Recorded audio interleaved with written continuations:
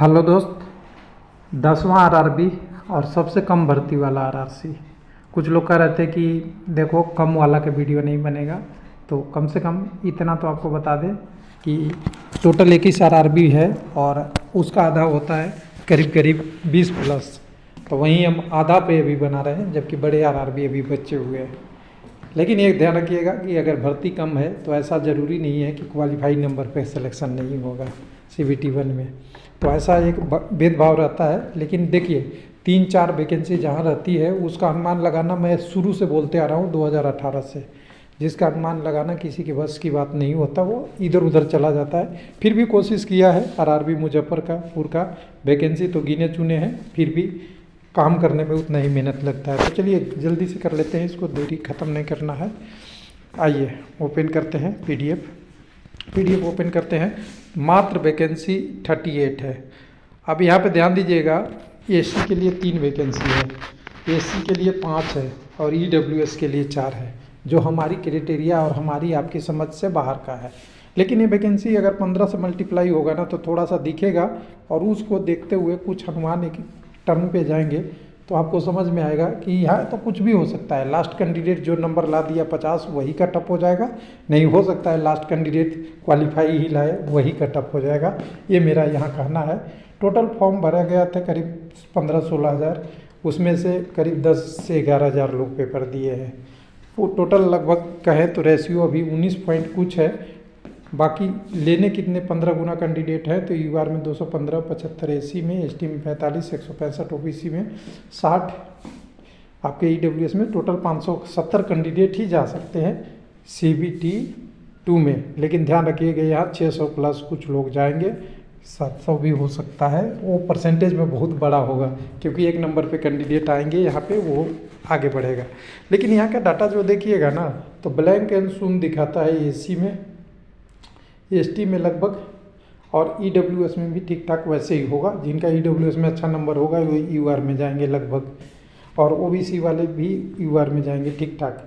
लेकिन इन सारे चीज़ों का डाटा अगर देखेंगे तो मेरे पास सैंपल जो है वो 420 का सैंपल है। उसमें से हमने निकाल के देखा तो यहाँ पे देखिए 40% से ऊपर लाने वाले संख्या बहुत ज़्यादा और बढ़ गए। कोलकाता में ज़्यादा मिला था, मालदा में उससे ज़्यादा मिला, और मुजफ्फरपुर में ज़्यादा मिला, क्योंकि यहाँ वो लोग होंगे जो ऑलरेडी कहीं जॉब में हैं और अपने घर के आसपास आने के लिए ट्राई करते हैं। ये ध्यान रखिएगा, बहुत फैक्टर है, मायने रखता है। दो जहाँ कम वैकेंसी है वहाँ भी अप्लाई करते हैं लोग। उसके बाद दूसरे नंबर पे देखेंगे तो इस हिसाब से तो 225 से बहुत कैंडिडेट हो जाएंगे, कितना भी होंगे तो। फिर उसके बाद 45 पे आएंगे तो 45 पे भी 31% कैंडिडेट हैं 45 प्लस में, वो भी संख्या ज़्यादा हो रहा है। और अगर हम 50 प्लस भी देखते हैं वो भी हमारा क्राइटेरिया नहीं मैच कर रहा है, यानी सारे क्राइटेरिया फेल है। तो ऐसे आरआरबी का लोग कटअप पूछते हैं जो किसी का अनुमान लगाना मुश्किल है।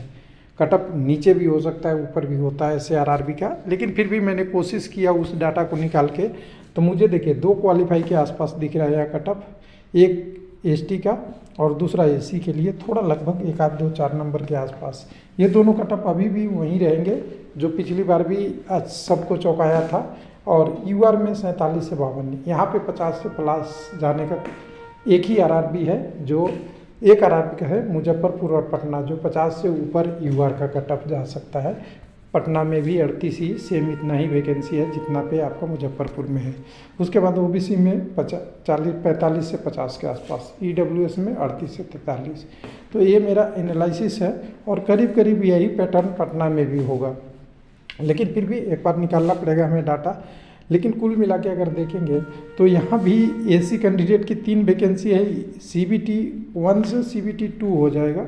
CBT 2 में फिर उतने में कंपटीशन होगा, तब जाके वो नंबर स्टेबलाइज होगा। अभी नंबर कोई स्टेबलाइज नहीं होगा एसी एसटी का, क्योंकि वैकेंसी इतनी कम है। बहुत लोगों ने तो फॉर्म ही नहीं भरा होगा, कितने कैंडिडेट होंगे, गिने चुने हो सकते हैं। तो उसका कारण से यहाँ पे एग्जैक्ट एनालिसिस नहीं हो पाएगा। लेकिन फिर भी कह सकते हैं कि पिछली बार क्या हुआ था कि लोगों ने डर से फॉर्म नहीं भरा था, तो यूआर का भी कम हो गया था। पटना की बात कर रहा हूँ, मुजफ्फरपुर में भी, और वैसे ही होता है कई बार। तो इस बार भी यहाँ कुछ ठीक ठाक दिखेगा। कटअप बहुत ज़्यादा बढ़ेगा तो यूआर और ओबीसी का, बाकी कम्युनिटी का ठीक ठाक रहेगा। थैंक यू, धन्यवाद।